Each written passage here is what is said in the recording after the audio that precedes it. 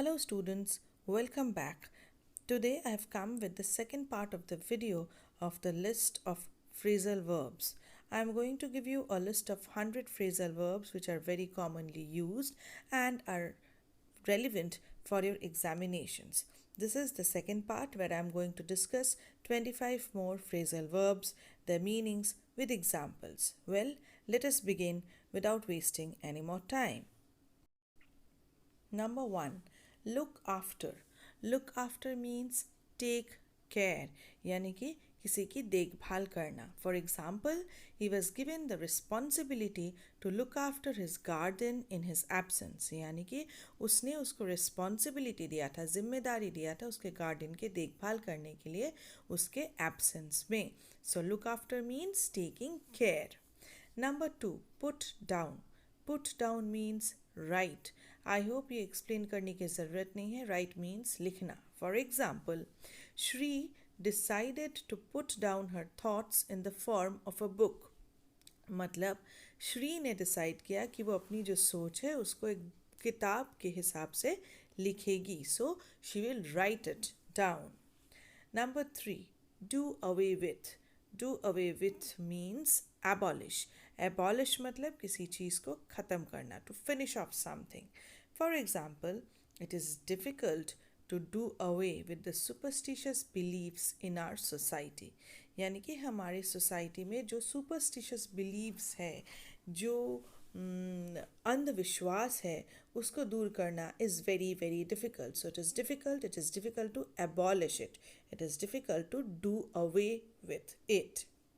Number 4, yearn for. Yearn for means desire. Desire यानी कि किसी चीज़ की उम्मीद करना, rather किसी चीज़ को wish करना. For example, my mother yearns for a home of her own. मतलब मेरी माँ चाहती है, दिल से चाहती है कि उनका अपना एक घर हो. So if you want something desperately, अगर तुम्हारी कोई ख्वाहिश है, that is your desire. So you yearn for it. Number 5, break in. Break in means enter by force, यानी कि ज़बरदस्ती घुसना. For example, the robbers broke into the house in the dark of the night. यानी कि रात के अंधेरे में जो robbers थे वो घर में घुसे ज़बरदस्ती. So break in means enter by force. Number 6, fall out. Fall out means quarrel, झगड़ना, लड़ना. For example, why the two friends fell out we never knew. That means दोनों friends में क्यों झगड़ा हुआ ये हमें कभी पता ही नहीं चला. We never knew, हमें नहीं पता था. Number 7, keep on. Keep on means continue, लगातार. For example, the refugees had to keep on moving to reach their destination. यानी कि उन refugees को सिर्फ चलना पड़ रहा था टू रीच देयर डेस्टिनेशन, अगर उन्हें उनके डेस्टिनेशन में पहुंचना था.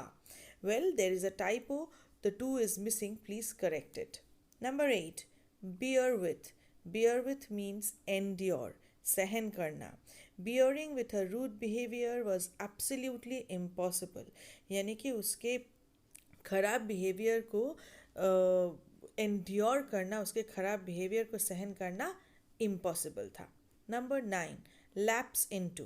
Lapse into means to pass gradually into a worse or less active state.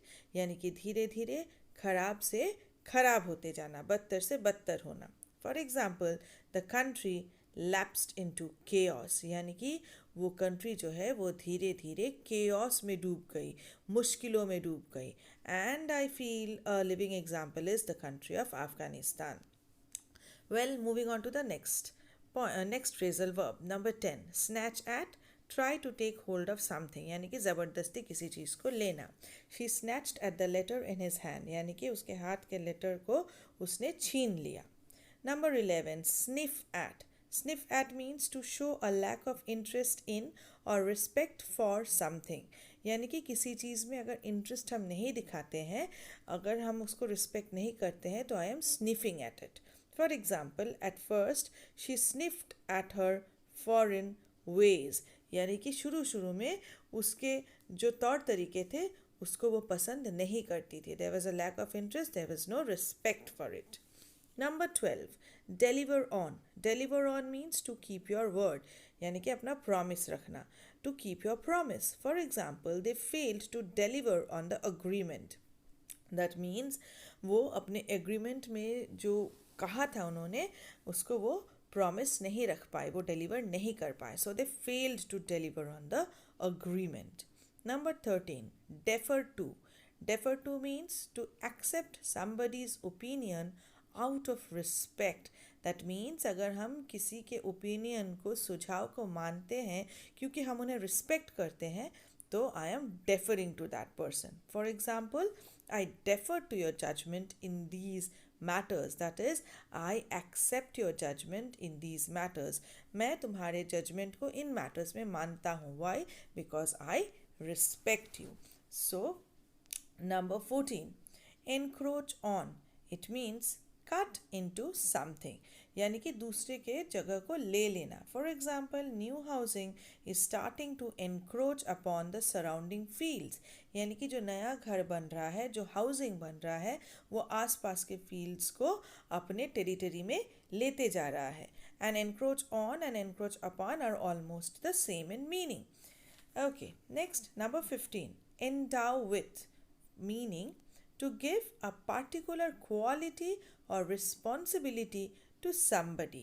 That is, अगर हम किसी को एक special quality देते हैं, कोई जिम्मेदारी देते हैं, then I am endowing the person with that. For example, the job endows its holder with great prestige. It means whoever is doing that job, उसे बहुत ज़्यादा prestige मिलता है. That person is being endowed with prestige. Number 16, equate to. It means to be equal to, एक समान होना. For example, do my qualifications equate to any in your country? यानी कि मेरे जो qualifications है वो तुम्हारे country के qualification से similar है या नहीं, equal है या नहीं. Because qualifications differ in different countries. Number 17, revise down. It means to decrease an estimate in order to improve it. यानी कि अगर हम अपने दिए गए estimate को घटाते हैं ताकि हम उसमें कुछ बेहतरी ला पाए, so that I can improve it, then I am revising down. Example, the company was forced to revise down its earnings forecast. यानी कि वो कंपनी जो है अपने अर्निंग का एक फोरकास्ट की थी कि हम इतना अर्न करेंगे, लेकिन उन्होंने उसको रिवाइज डाउन किया, उन्होंने वो एस्टिमेट घटा दिया. So revise down. Number 18, ride out. Ride out means to manage to survive a difficult period और सिचुएशन. यानी कि किसी भी एक डिफ़िकल्ट पीरियड या सिचुएशन को अगर हम ओवरकम करते हैं तो हम राइड आउट करते हैं. We are riding out of a difficult situation. Example, do you think the president will be able to ride out this latest crisis? It means तुम्हें क्या लगता है कि प्रेसिडेंट जो लेटेस्ट क्राइसिस है वहाँ से निकल पाएंगे? Will he be able to ride out of the situation? That is, ride out for you all. Then number 19, scribble down. To write something quickly and carelessly. यानी कि अगर हम जल्दी जल्दी में बहुत ज़्यादा केयरफुल ना हो कि अगर कुछ लिखते हैं तो हम स्क्रिबल करते हैं. For example, she scribble down the directions on her writing pad. यानी कि उसने अपने राइटिंग पैड पे कुछ जल्दी जल्दी से लिखा. नेक्स्ट, नंबर 20, स्क्रॉल डाउन और अप. ये कंप्यूटर के लिए जनरली यूज़ होता है. टू मूव डाउन और up or backwards or forwards in the text on a computer screen that one can read different parts of it. So scroll down or up means हम computer screen में आगे पीछे ऊपर नीचे जाके अगर किसी चीज़ को रीड करते हैं उसके डिफरेंट पार्ट्स को, then I'm scrolling down or up. For example, she scrolled down to the end of the document. यानी कि डॉक्यूमेंट के एंड तक उसने स्क्रॉल किया और रीड किया. Now next comes 21, scroll through. It means to move through a text on a computer screen quickly without reading everything. There is a difference. अगर हम जल्दी जल्दी कंप्यूटर स्क्रीन में यहाँ वहाँ माउस को घुमाते हैं without reading everything, लेकिन पूरा नहीं पढ़ते हैं, then I am scrolling through it. So पहले number 20 was scroll down or up. It means I am reading the whole thing. But 21, scroll through. It means I am not reading the whole thing. I am just looking at the whole thing. So, to move through a text on a computer screen quickly without reading everything, बिना सब कुछ पढ़े अगर हम scroll करते हैं throughout the computer screen, then that is scroll through. And the example is, I'll give you an example for that. You can scroll through the document using the wheel on your mouse. यानी कि तुम्हारे mouse में जो wheel है, button है, उसको use करके you can scroll through the document. That is, you can see the whole document. Move around the whole document. Number 22. Face down. Face down means to oppose or defeat somebody by dealing with them confidently. अगर हम किसी को oppose करते हैं या उन्हें defeat करते हैं उनके साथ कॉन्फिडेंटली डील करके, then I am making that person और whatever that institution face down. For example, the minister is determined to face down his critics. यानी कि जो मिनिस्टर है वो डिटरमाइंड है, वो मन बना चुके हैं कि उनके जो क्रिटिक्स हैं, यानी कि जो उनके बारे में गलत बोल रहे हैं, उनको वो फेस करेंगे और उनको वो गलत साबित करेंगे. So he will prove those people wrong and that is why he will face down his critics. यानी कि अपने क्रिटिक्स को वो गलत साबित करेंगे. Moving on to the next, number 23. Do up. Do up means put into order, यानी कि सजा के रखना. For example, he had to do up the office before his bosses arrived. यानी कि उसके बॉसेस के आने से पहले उसे ऑफिस क्लीन करना पड़ता था. Number 24. Carry through. Carry through means bring success. Success ले आना, सफलता ले आना. Example, his hard labour will carry him through all difficulties. यानी कि क्योंकि वो हार्ड वर्क करता है, वो हार्ड लेबर देता है, इसीलिए वो हर एक डिफ़िकल्टी से निकल आएगा, बाहर आएगा with success. And it is a lesson to all of us that if we are working hard like all of you, then all of you will be a success, I am sure. Number 25. Cry over. Cry over means lament, dukhi hona.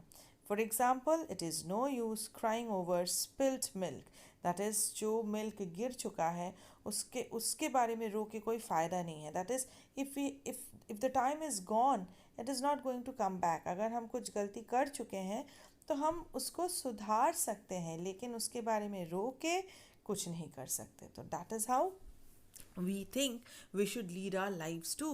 We should not cry over spilt milk. Well, students, with this 25 phrasal verbs, I come to the end of the video. I'll come back with more such phrasal verbs, a list for all of you, and I think it is going to be of help to you all. Keep waiting for the next video. Till then, happy reading. Bye bye.